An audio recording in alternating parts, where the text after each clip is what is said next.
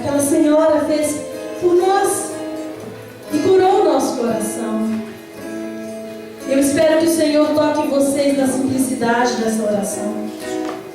Seja qual for o problema que você está encontrando no seu ministério, no seu matrimônio, para caminhar, na sua casa, se é com os filhos.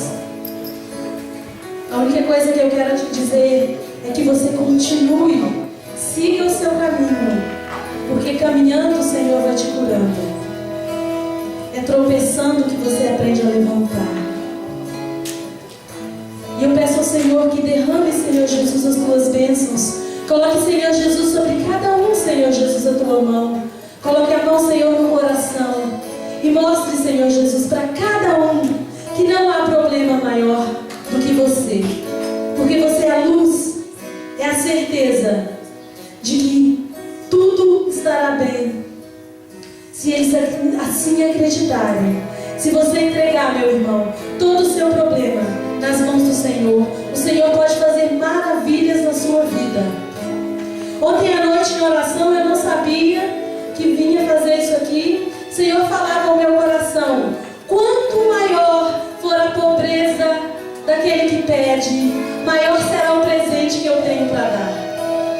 Quanto maior, meu irmão, for a sua necessidade, muito maior é o que o Senhor tem para te oferecer.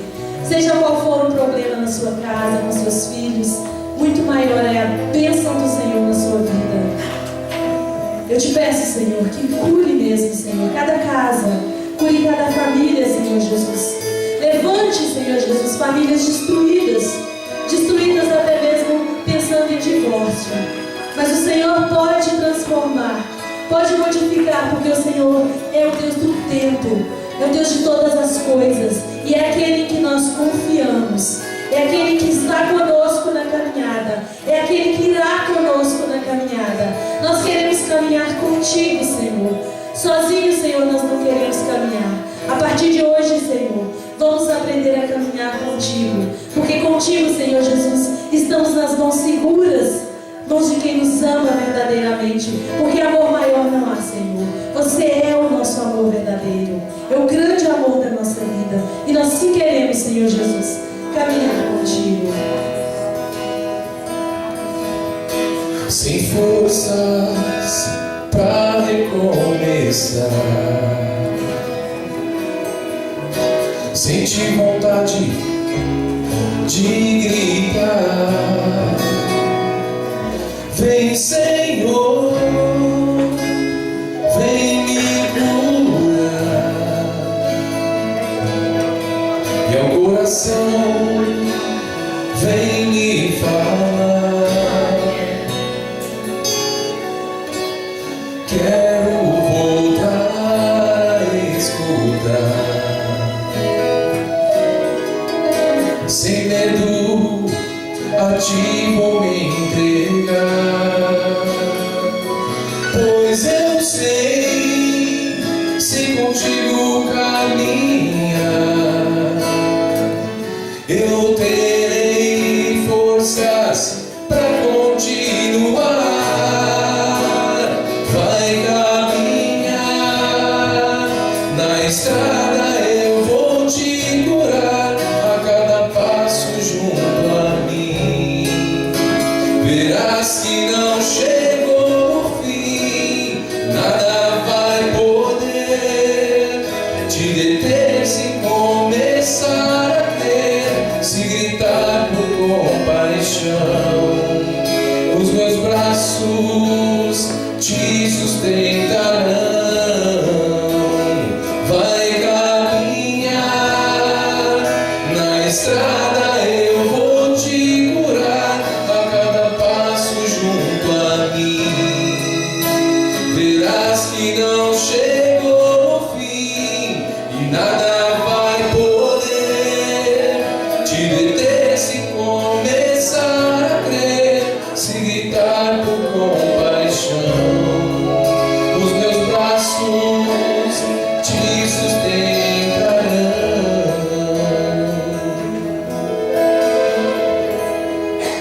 Amém. Glória ao Pai, ao Filho e ao Espírito Santo. Amém. Assim para sempre. Amém. Vamos sentar aqui.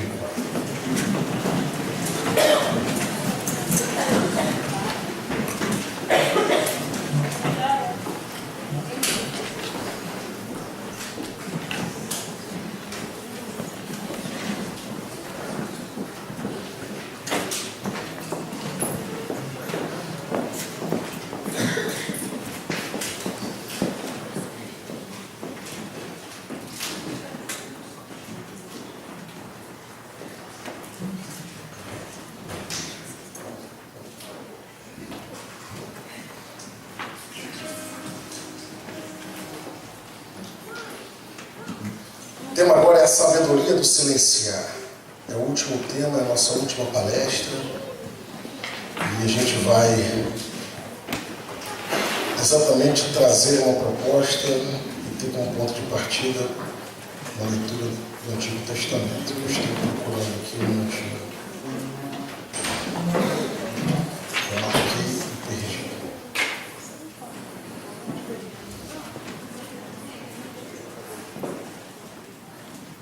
Vamos no Eclesiástico, no capítulo 19.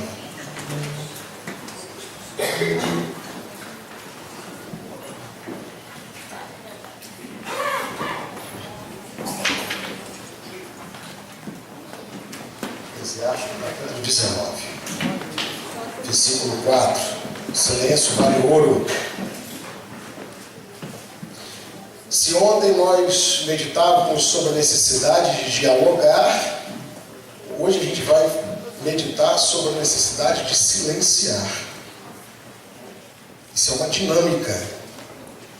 Ora temos que falar, ora temos que ouvir, ora temos que ficar quieto. É assim. Eclesiástico, capítulo 19, versículo 4. Quem tiver sem a Bíblia, é só escutar. Vou ler. Aquele que é crédulo demais tem um coração leviano, sofrerá prejuízo e será tido como pecador contra si mesmo. Quem se regozija com a iniquidade será desonrado. Quem detesta a correção abreviará a sua vida. Quem odeia a tagarelice destrói sua malícia. Quem pega contra si próprio arrepender-se-á de tê-lo feito. Quem põe sua alegria na malícia será apontado como infame. Não repitas uma palavra dura e maldosa e não serás prejudicado. Não confies teus pensamentos nem ao amigo nem ao inimigo. Se tiveres cometido uma falta, não a reveles, pois ele te ouvirá, te observará e, fingindo desculpar o teu pecado, te odiará e estará sempre presente para te prejudicar. Ouviste uma palavra contra o teu próximo, abafa dentro de ti. Fica seguro de que ele não te fará morrer. Por causa de uma palavra irrefletida, o tolo entorce-se de dores, como uma mulher que geme para dar à luz. Como uma flecha cravada na gordura da coxa, assim uma palavra no coração do insensato. Agora vamos passar para o capítulo 20.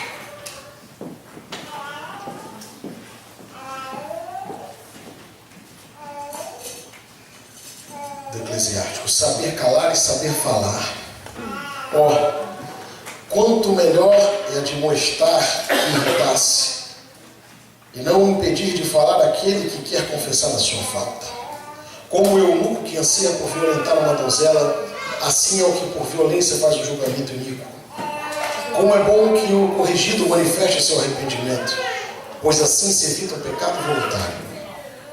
Há quem se cale e é considerado sábio, e quem se torna odioso pela intemperança no falar. Há quem se cale por não saber falar, e quem se cale porque reconhece quando é tempo de falar. O sábio permanece calado até o momento oportuno, mas o leviano é imprudente e não espera a ocasião. Aquele que se expande em palavras prejudica-se a si mesmo. Quem se permite todo o desregramento torna-se odioso.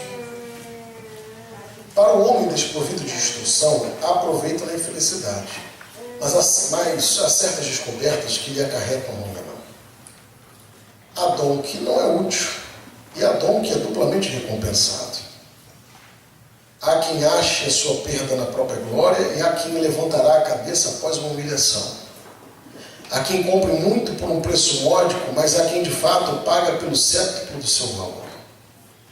O sábio torna-se amável por suas palavras, enquanto os encantos do insensato desaparecem.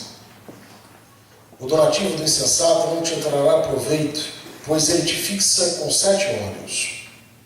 Ele dá pouco e censura muitas vezes. Quando abre a sua boca é como uma fogueira.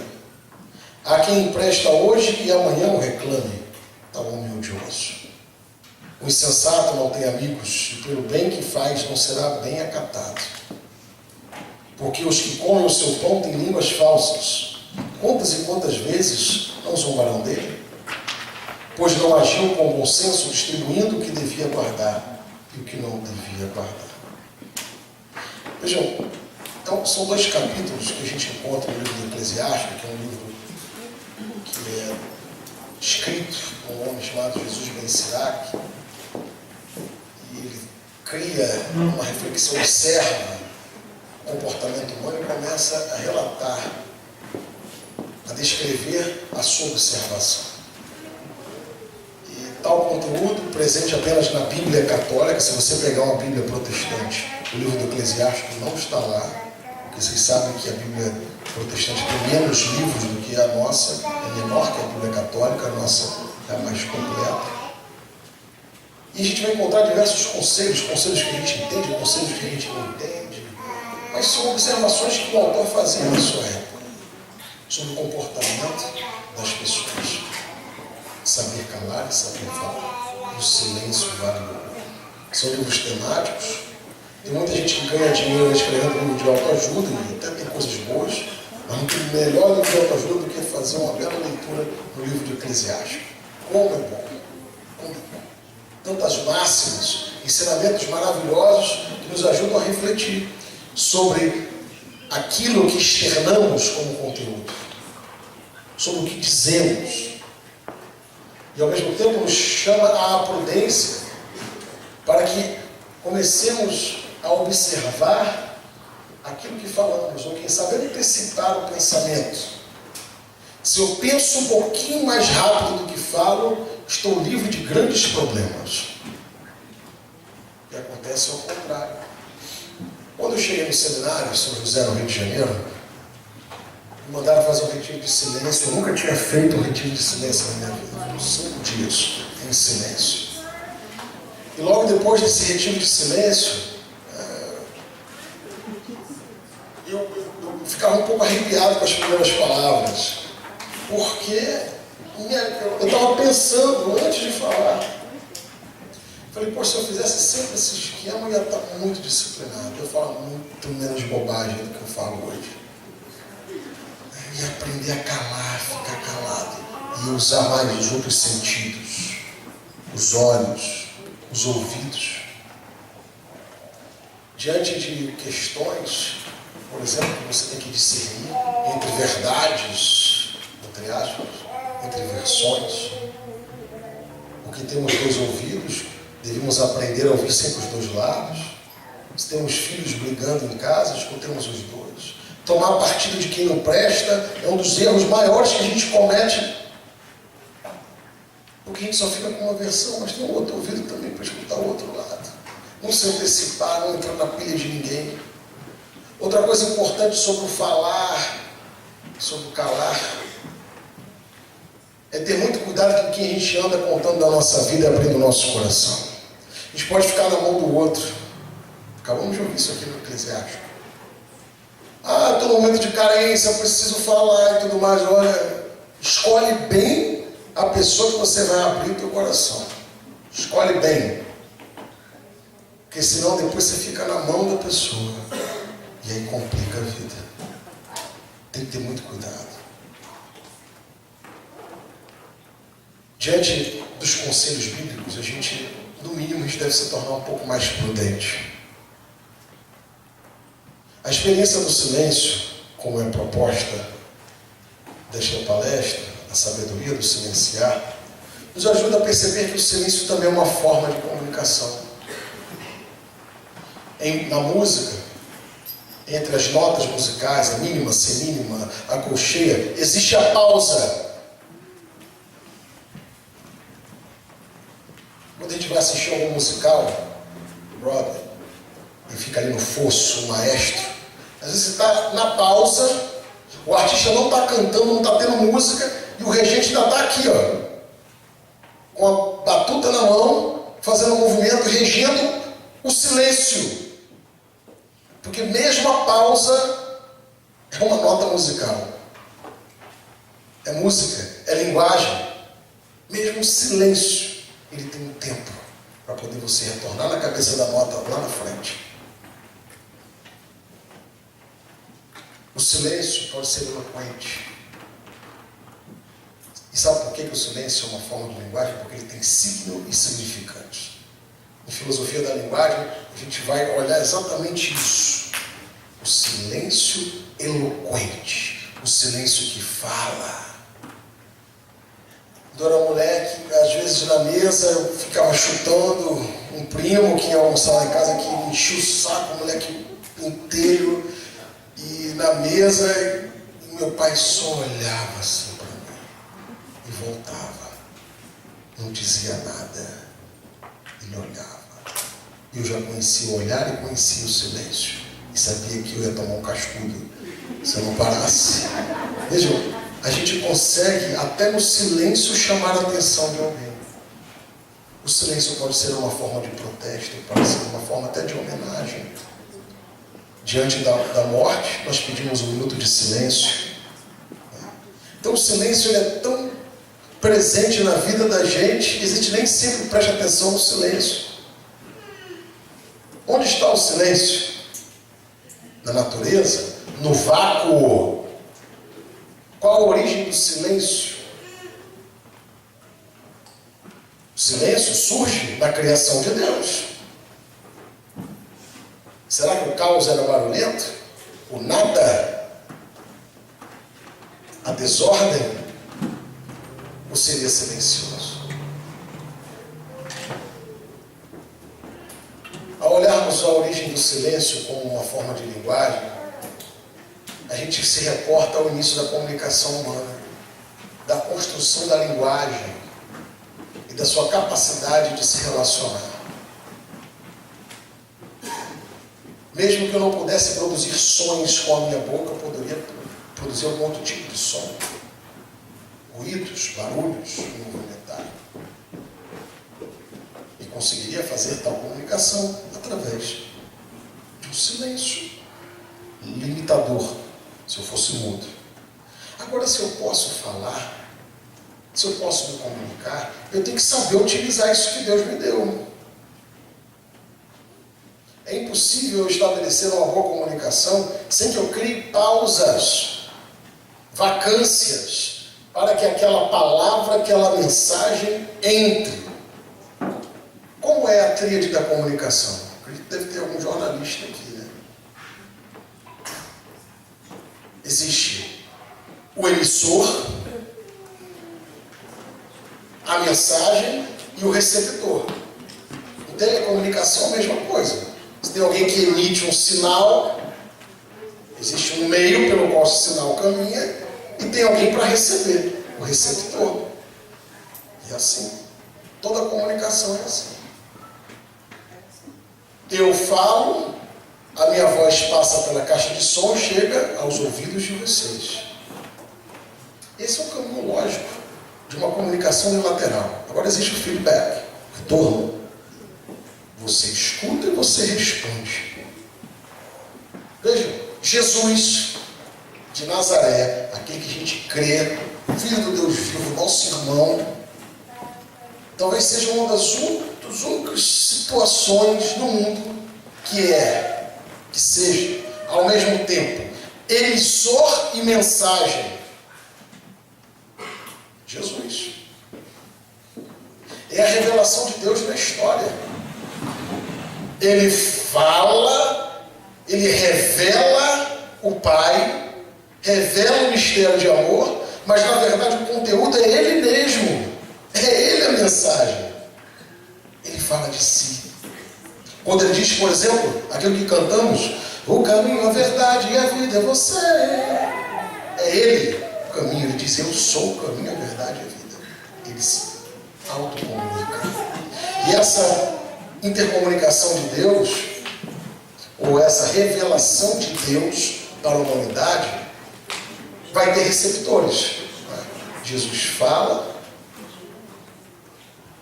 sobre o seu amor, e eu estou aqui nessa ponta para receber essa mensagem.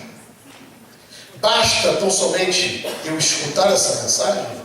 É necessário que haja o retorno para que a comunicação seja completa. E esse retorno pode ser o meu sim a Deus, valeu, como Maria fez, eu aceito a mensagem do anjo, que foi portador da mensagem de Deus, e depois comunica aos demais. Esse simples processo de comunicação, a gente consegue visualizar um pouquinho, ele norteia todas as relações humanas, em qualquer coisa que a gente fizer, inclusive na religião, na transmissão da palavra de Deus. Mais do que nunca precisamos retirar os ruídos da comunicação. Retirar os ruídos. Tudo aquilo que atrapalha a fluidez dessa mensagem. Quais são os ruídos? Qualquer tipo de coisa que distraia tal comunicação. Se eu sei que a minha missa é às 7 da noite, por que 10 para as 7 ainda estou desarrumado? Ou marco um jantar na hora da missa que eu sei que eu tenho que ir. São um tipo de afetações, coisas que a gente deixa acontecer. E entra como um ruído e quebra a nossa dinâmica de comunicação com Deus. Tantas horas no dia para fazer tantas coisas, na hora da missa eu vou arrumar ideia. Que custa eu me organizar para isso? Então alguma coisa não está funcionando bem. Estou mal planejado, não estou me comunicando direito. Vejam, voltando ao silêncio, à lógica do silêncio, o silêncio como linguagem, o silêncio eloquente, o silêncio que comunica, ele é um silêncio que está também introduzido na mística da igreja através das orações. Existem diversas formas de oração, oração de contemplação, de meditação, olhando para a natureza, tantos modelos de oração que a gente pode seguir, coisa que várias religiões aí acabam trazendo, a gente fica encantado, vou lá fazer uma meditação com um guru, não sei das quantas. Como isso tem no catolicismo, cara, você nunca viu. Outro dia eu recebi lá no Cristo Redentor, aliás, lá eu recebo esses caras todos, assim, tudo quanto é certinho que tem no mundo, vai lá no Rio para dar palestra, para ganhar visibilidade, quer fazer um passeio no Cristo. Só que para ir lá tem que falar comigo, eu já queria ter um protocolo para receber essas figuras, né? E até a gente assim que você vê que tem uma experiência mística e tal, mas a grande maioria já foi um lá. Qual é o nome dele? Prembaba. Conhecem? Já ouviram falar? É um brasileiro que ele inventou uma parada, um psicólogo brasileiro, muito bom psicólogo. Ele se veste com as roupas assim, muito doidas, assim, ele dá um cheiro meio Raul Seixas, escreveu umas paradas e falou que o silêncio é a salvação da humanidade. E ele faz uma meditação, usando alguns recursos de yoga, vai fazendo uma salada de fruta da parada, um pouquinho de cada religião. Ele vai lá e cria 1 minutinho de silêncio. Ele lançou uma campanha mundial em relação a isso. 1 minuto de silêncio. Aí fala meia dúzia de coisas lá. Aí uma galera seguindo, um monte de jovem, promoção comercial na televisão pro cara, o grande guru brasileiro internacional, não sei o quê, que mora não sei aonde. Aí você fica, pô, mas isso está dentro do conteúdo católico, cara. Aí eu falei, quando eu receber esse cara, eu vou receber direitinho, como faz parte da nossa dinâmica, né, de receber Jesus. Mas eu vou querer rezar e fazer o negócio junto com ele quando ele chegar lá. Aí fui lá, né, gordo desse jeito, dobrei a perna, aí sentei e fiquei lá rezando e tal. Falei, pô, mas é igual o nosso negócio que é muito mais.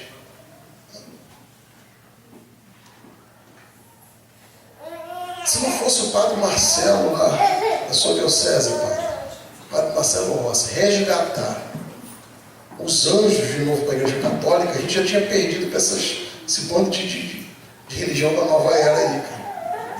Porque muita gente tinha esquecido que o anjo é um personagem bíblico e faz parte da nossa tradição de fé. De tal forma que anjo, todo mundo estava usando o anjo, cigano usando o anjo, não sei quem usando o anjo, todo mundo usando o anjo, menos a igreja. Aí o padre Marcelo lançou aquela música dos anjos, aquela coisa toda, começou a rezar de novo.